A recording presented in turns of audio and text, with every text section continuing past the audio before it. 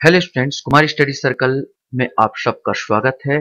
छत्तीसगढ़ महिला पर्यवेक्षक भर्ती परीक्षा 2023 को आगे बढ़ाते हुए आज के वीडियो का हमारा टॉपिक है किशोर न्याय अधिनियम 2015। यद्यपि मैं बहुत सारे वीडियो, करीब 50 से ज्यादा वीडियो अपलोड कर चुका हूं। अगर आप जो नए बच्चे हैं, मुझसे जुड़ना चाहते हैं तो मेरे प्लेलिस्ट में जाइए, वीडियो के चैनल के जिसमें छत्तीसगढ़ महिला पर्यवेक्षक भर्ती परीक्षा 2023 वाला प्लेलिस्ट दबाकर सारे वीडियो को देख सकते हैं। तो चलिए इस अधिनियम को एक एक क्वेश्चन हम लोग देखेंगे एमसीक्यू के रूप में। तो पहला क्वेश्चन आपके सामने यहाँ पर आता है कि किशोर न्याय बालकों की देखरेख संरक्षण अधिनियम 2015 द्वारा निश्चित किया गया। अर्थात अर्थ यह है कि 2015 जब बना तो कौन सा अधिनियम हटा दिया गया। किशोर न्याय बालकों का देखरेख और संरक्षण अधिनियम 2000, किशोर न्याय अधिनियम 1986, बालकों का संरक्षण अधिनियम 2006 या उपरोक्त सभी। सही आंसर इसमें ए आएगा, किशोर न्याय बालकों का देखरेख संरक्षण अधिनियम 2000।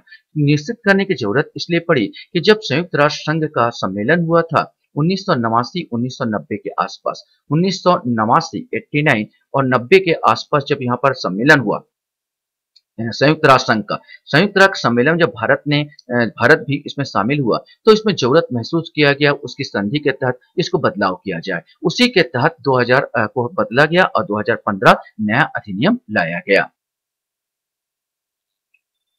क्वेश्चन हमारे सामने यहाँ पर आता है, किशोर न्याय अधिनियम का वर्तमान स्वरूप कब से लागू किया गया।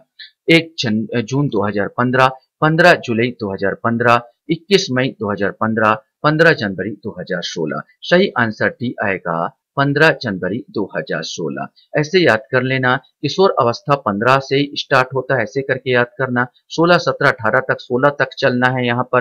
15 साल के बाद ही जवानी आता तो जनवरी आएगा। मैंने एक किशोर बचपन खत्म हो गया, किशोर अवस्था न जवान है न बचपन है, बीच का अवस्था मैंने जवानी की ओर आगे बढ़ रहा है, तो 15 जनवरी ऐसे करेगा। 15 जनवरी 2016, 15 के बाद 16 जवानी की ओर आगे बढ़ रहा, ऐसे करके भी याद कर सकते हो। तो 15 जनवरी 2016 को यह लागू हुआ।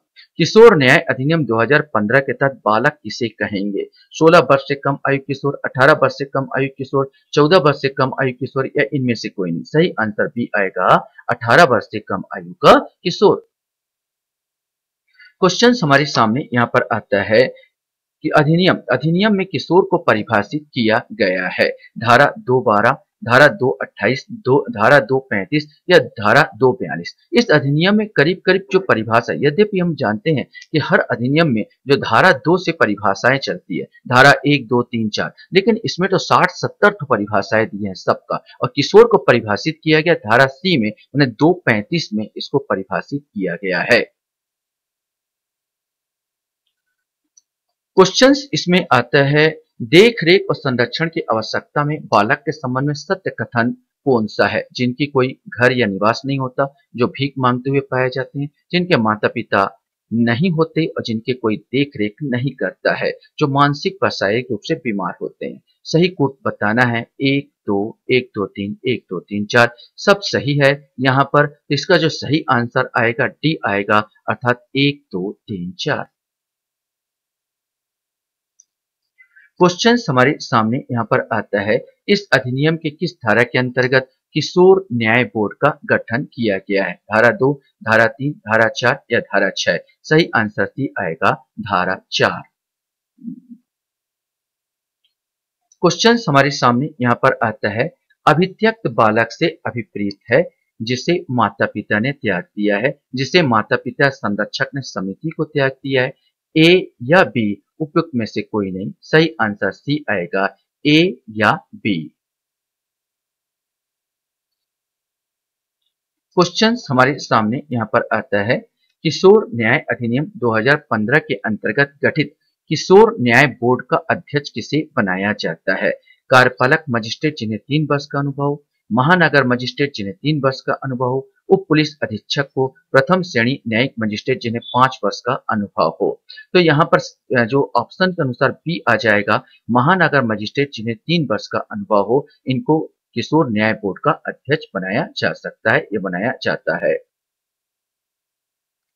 क्वेश्चन हमारे सामने यहाँ पर आता है, किशोर न्याय बोर्ड का गठन किसके द्वारा किया जाता है। राज्य सरकार, केंद्र सरकार, ए बी दोनों, इनमें से कोई नहीं। सही आंसर ए आएगा, राज्य सरकार द्वारा किया जाता है। क्वेश्चन हमारे सामने आता है, किशोर न्याय बोर्ड का गठन किस स्तर पर किया जाता है? जिला स्तर पर, राज्य स्तर पर, ग्राम स्तर पर, इनमें से कोई नहीं। सही आंसर ए आएगा, इनका जो गठन जिला स्तर पर किया जाता है। क्वेश्चन हमारे सामने यहाँ पर आता है, किशोर न्याय बालकों की देखरेख और संरक्षण अधिनियम 2015 के अधीन बाल देखरेख संस्था का रजिस्ट्रीकरण न कराए जाने के लिए दंड है। ऐसे कारावास से जो 1 वर्ष तक हो सकेगा या 1 लाख रुपए के अन्यून के जुर्माने से या दोनों से दंडित किया जाएगा। ऐसे कारावास जो 2 वर्ष तक हो सकेगा या 5 लाख रुपए से अन्यून के जुर्माने से या दोनों से दंडित किया जाएगा। सिर्फ 1 लाख रुपए तक का जुर्माना, इनमें से कोई नहीं। सही आंसर ए आएगा, ऐसे कारावास जो 1 वर्ष तक का हो सकेगा या 1 लाख रुपए से अन्यून के जुर्माने से या दोनों से दंडित किया जाएगा। क्वेश्चन हमारे सामने यहाँ पर आता है, किशोर न्याय अधिनियम 2015 के अनुसार किसी बालक को इनमें से कौन सा दंड नहीं दिया जा सकता? केवल आजीवन कारावास, केवल मृत्युदंड, आजीवन कारावास और मृत्युदंड, 10 वर्ष तक कठोर कारावास। माने ये हो जाएगा दोनों दंड, चाहे आजीवन कारावास हो चाहे मृत्युदंड। माने सी आंसर, ये दोनों ही नहीं दिया जा सकता किसी भी किशोर को।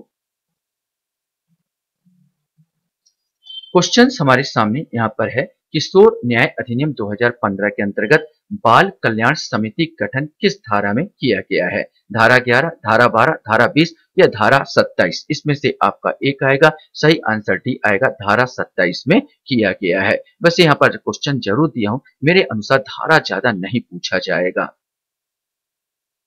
इसलिए डरने की आवश्यकता नहीं कि कितना धारा हम याद करेंगे। किशोर न्याय अधिनियम 2015 के अंतर्गत यदि कोई किसी बालक से भीख मंगवाता है तो उसके लिए दंड का प्रावधान है।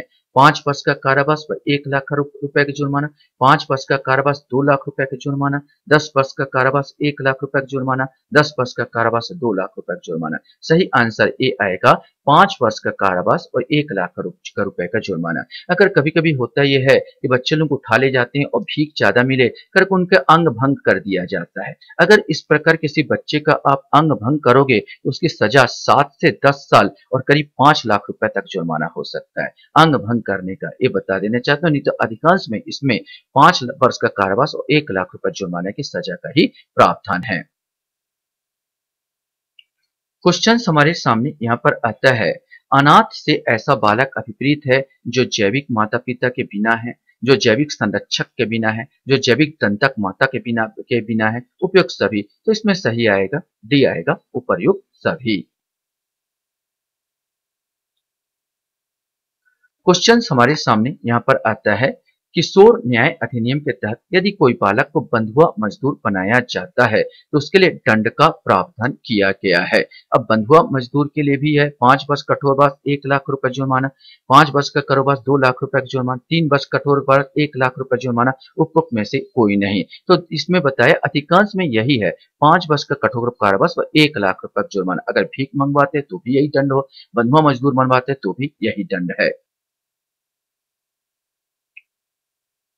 क्वेश्चन हमारे सामने यहाँ पर आता है, किशोर न्याय अधिनियम के अंतर्गत किसे बाल कल्याण पुलिस अधिकारी के रूप में नियुक्त किया जा सकता है? हेड कांस्टेबल को, पुलिस अधीक्षक को, सहायक उप निरीक्षक को, ऊपर वाले पुलिस अधिकारी को, इनमें से कोई नहीं। सही आंसर सी आएगा, सहायक उप निरीक्षक ऊपर वाले पुलिस अधिकारी को। क्वेश्चन हमारे सामने यहाँ पर आता है, किशोर न्याय अधिनियम 2015 के अनुसार अधिनियम लागू होता है भारतीय दंड संहिता के अधीन दंडनीय अपराधों पर, अन्य विधियों के अधीन दंडनीय अपराधों पर, ए बी ए पर, उपयुक्त में से कोई नहीं। ये दोनों पर लागू होगा, अर्थात सी आंसर आ जाएगा, ए बी दोनों पर। क्वेश्चन हमारे सामने यहाँ पर आता है, किशोर न्याय अधिनियम 2015 के अनुसार जघन्य अपराध के अंतर्गत आते हैं 7 वर्ष या उससे अधिक दंड से दंडनीय अपराध, 10 वर्ष से उससे अधिक दंड से दंडनीय अपराध, 14 वर्ष या उससे अधिक से दंड से दंडनीय अपराध, या मृत्यु दंड या आजीवन कारावास से दंडनीय अपराध। इस अधिनियम के अंतर्गत जघन्य अपराध जो होगा वो 7 वर्ष या इससे अधिक दंड से दंडनीय अपराध को जघन्य अपराध की श्रेणी में रखा गया है। क्वेश्चन हमारे सामने यहाँ पर आता है, इस अधिनियम के अधीन न्यायालय से अभिप्रेत है ऐसा सिविल न्यायालय जिसे दंडक ग्रहण या संरक्षकता के मामलों में अधिकारिता प्राप्त है।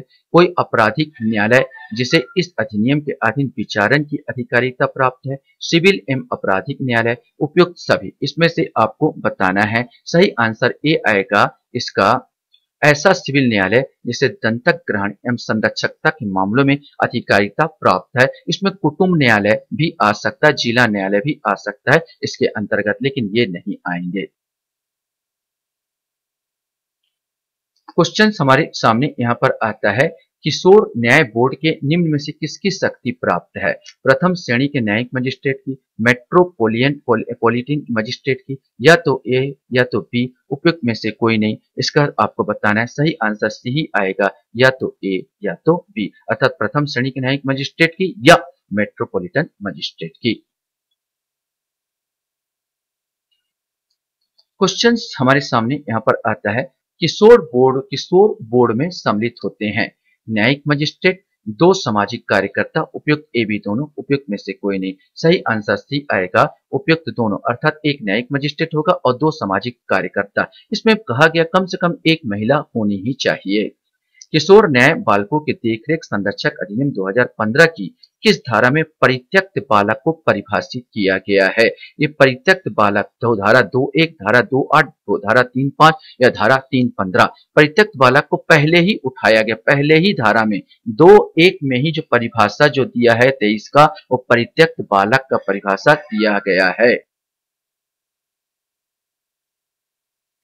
लास्ट क्वेश्चन हमारे सामने यहाँ पर है, किशोर न्याय अधिनियम 2015 के अनुसार नियम बनाने की शक्ति किसे दी गई है? राज्य सरकार, केंद्र सरकार को, जिला कलेक्टर को, या उच्च न्यायालय को? सही आंसर इसमें जो है राज्य सरकार को दिया गया है। किशोर न्याय अधिनियम 2015 के अनुसार नियम बनाने की शक्ति राज्य सरकार को दिया गया है।